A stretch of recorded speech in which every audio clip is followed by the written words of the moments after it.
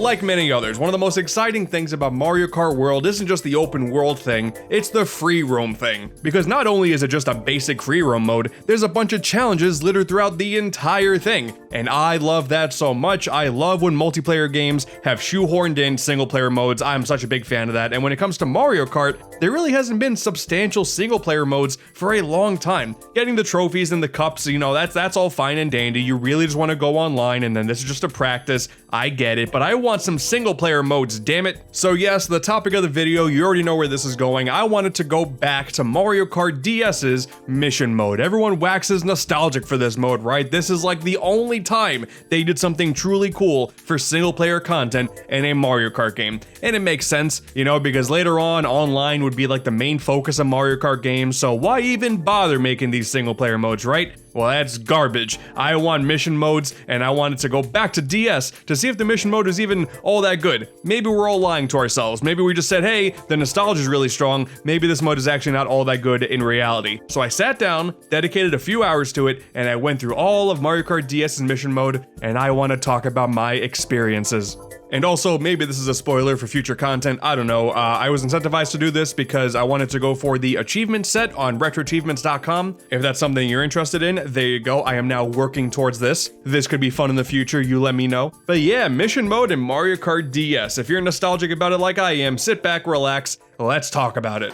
So available from the second you start the game, right there on the menu is Mission Mode, and you're presented with 6 different levels, and once you click one, there are 8 different challenges in each, and then a secret boss battle that you get after completing the existing 8. And the missions do have quite a good amount of variety. There's a lot of driving through gates, there are item boxes that you have to destroy that are running away from you, so you gotta plan out your route to get the best possible time. Sometimes there are enemies scattered about the entire area, and you gotta use items like stars or bombs or shells to destroy all of them. The driving backwards ones, those are pretty cool because the camera is forcibly looking the other way. And it's not like it's super difficult because you only have one speed, but left is right, right is left. It's a neat challenge. You also have very basic racing where there's a CPU player and for one lap, you just gotta outrace them. Very, very easy. There's also item boxes that only exclusively have mushrooms and stars. So it's really not challenging in the slightest, but it's all about getting a really good ranking. That is the secret to victory here, because not only do you just have to complete the missions, but you have to do them really well. You get ranked with a C, B, or A letter ranking, but above that, a 1, 2, or 3 star rating. And the achievements on the Retro Achievements website were for all 3 stars, so I wanted to max my potential and learn this game as best as I possibly could.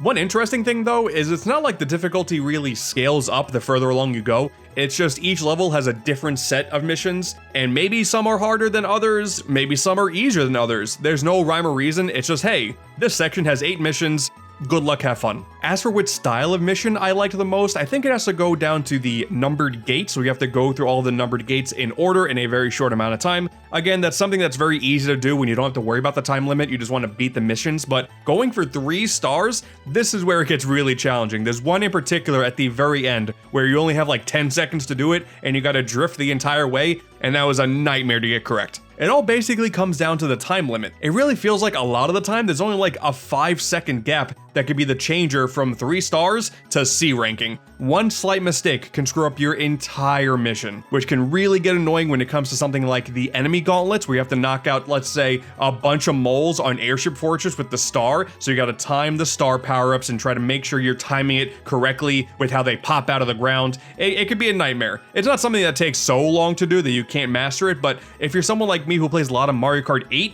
and then you go to Mario Kart DS, and you see time limit challenges, and you go, okay, I know how to make my drifts, and I can do this just fine, but no, DS controls more differently than I thought it would. I was screwing up a lot. You want a hot take? Here's a hot take. I don't like snaking in my Mario Kart games, and I'm really glad they changed how drifting and boosting out of drifts works, because something about how it works in DS, I know there was a whole meta with snaking. You want to constantly go left and right with every single turn, but I am not good at this. There are so many times I would press the opposite direction and then I wouldn't queue up another charge, and I never fully grasped how to do it, at least in the mission mode. Maybe when I go back to Grand Prix, it'll all click for me, but what's nice is that when it comes to these missions, I think I was overthinking it at the start. The game does not actually expect you to snake your way to 3 stars. I spent so much time not getting 3 stars because I was so focused on drifting and not nailing my charges, when in reality, you can really just spend a lot of the time going straight and then just nailing your turns as close as you possibly can. You don't gotta worry about it for mission mode.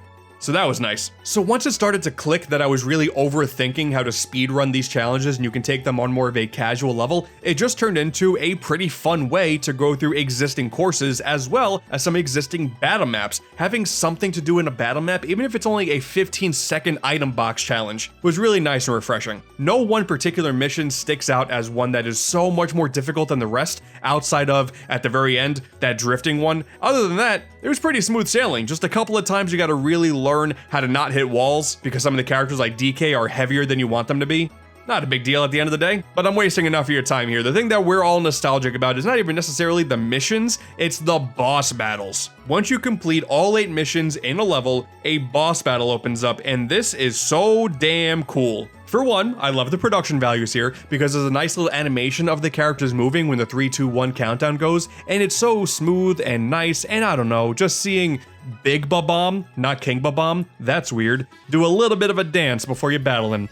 That was nice. And it's also very clearly just an excuse to reuse a lot of assets from Super Mario 64 DS. We got the Big Bully, the I-Rock, we got the Goom Boss, which I still can't believe they're calling him Goom Boss and not just King Goomba, but whatever. There's King Boo. We got Big Babam, and damn it, no, that's King Babam, I don't know why they changed his name. We got Chief Chili, who was introduced in Mario 64 DS, and as of 2025, his boss battle here is the last appearance of him, so I think we actually killed him. Once you beat all 6 of those bosses, because you initially only have 6 levels at the start, you unlocked a 7th level with, yeah, some slightly more challenging missions, but also a very tough final boss against Wiggler. It's just a race against him in Mushroom Bridge, and by this point you've already been doing a few races, so it may not feel all that special. One of the big changes is it's all 3 laps instead of only 1 or 2, so you know, you gotta be on your game a lot longer, but the thing is, Wiggler is really fast. The only way I was able to get 3 stars on this is to not miss a single thing. There are item boxes in the middle of the stage occasionally that give you a star. You want to consistently get stars at every single chance you get and chain them as much as you possibly can, and then also hit the big trucks because they're holding item boxes that include a mushroom. So you chain the stars and the mushrooms, and then you can do it just fine. I think there's a strategy where you can do even better if you properly time the one shortcut that the stage has, but with enough persistence and me still not knowing how to properly snake and drift in this game,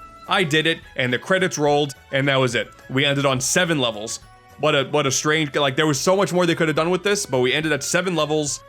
Okay, so to answer the question, does Mario Kart DS's mission mode still hold up? Is all the nostalgia warranted for this game?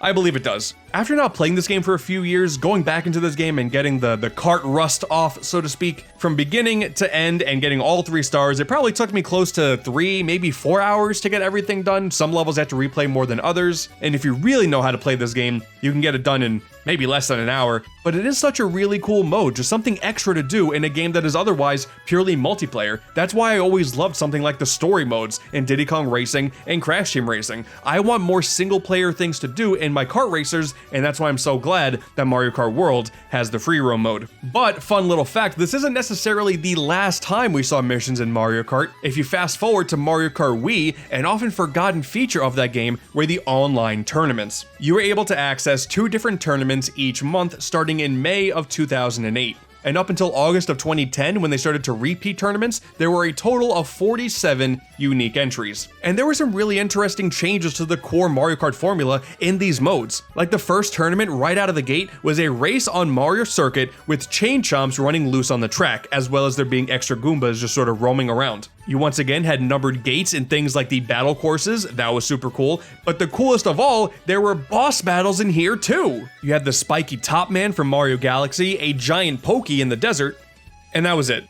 There were only 2 things that were like kind of boss battles that were just other random missions that were thrown out, but it was still cool that it happened. There's a unique battle course for this and a unique song that was attached to it. That was only available in this one pocket at a time, you know, outside of modding it back into the game, but that's pretty cool. The tournament thing was such a neat idea. This part, I can't believe they didn't bring back. It was something they did kind of revisit when it came to Mario Golf World Tour on 3DS by having weekly tournaments that would give you unlockables. That was kind of cool. Just having something that you were able to take part in on a regular basis with online leaderboards is something that works so well for Mario Kart, but after the DS's mission mode and the Wii's online tournaments, that was it. 7 lacked it entirely. 8 lacked it entirely, and now we have Mario Kart World's free roam mode, which is cool, but it's really not the same. Hardcore Mario Kart fans also know that CTGP7, the really extensive mod of Mario Kart 7, actually has a mission mode, so people still care. I'm telling you, they do still care, it's just a very small amount.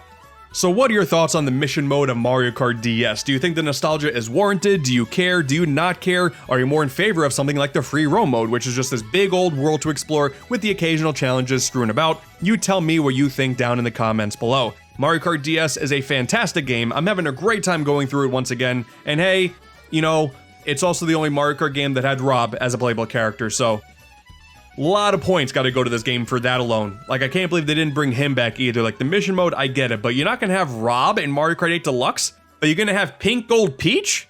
Dude, Mario Kart 8 sucks, I don't know what to tell you.